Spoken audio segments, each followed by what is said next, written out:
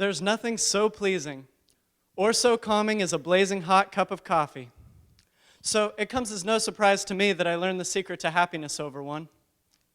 There I was, sitting alone at a Starbucks, cross-legged, my iPod on my lap and Facebook up on my laptop screen, with a wallet full of unspent cash in my pocket. When all seemed to go to order until abruptly my iPod ran out of battery. All of a sudden, I was inconvenienced with the noise of the banter, the people talking all around me. With some powerful resolve, I turned my attention back to Facebook, but my wireless internet connection had since timed out. I huffed and I puffed and I stormed over to a cushioned seat by the window and grudgingly sipped my coffee.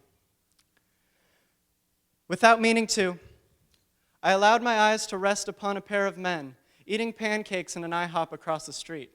But mind you, this was no ordinary duo.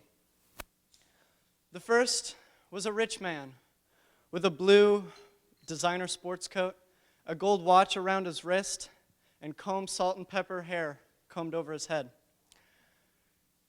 He was the symbol of American wealth and abundance, the epitome of success. Sitting across from him, shoveling in hot pancakes with the same vivacity as the rich man, was a homeless man with dirt smudging his face, a worn-out green trench coat over his shoulders, and a long white beard across his lap. I gazed on in utter astonishment at the scene I beheld. The black-clad IHOP waitress obviously shared in my amazement, but as she walked over to refill the pair's coffee cups, the old man said something to break the waitress's careful gaze. A smile crept across her lips and erupted into laughter. All three of them began laughing. The rich man, the homeless man, the waitress, all laughing together.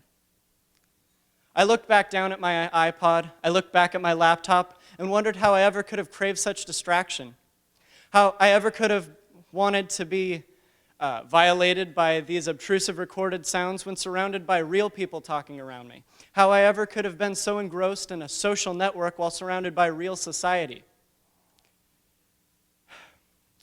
I left Starbucks that day not knowing how to articulate how I felt about seeing the men eating breakfast together. It didn't seem like a big deal.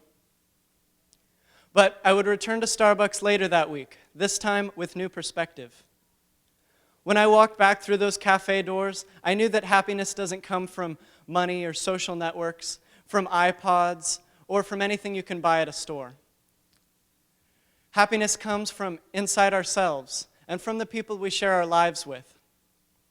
This is what I knew as I walked up to the counter and I slipped the barista $10 to pay for my coffee and that of the man behind me. And as he looked up and learned what had been done, we shared a smile that had nothing to do with money and everything to do with love, happiness, and hot coffee.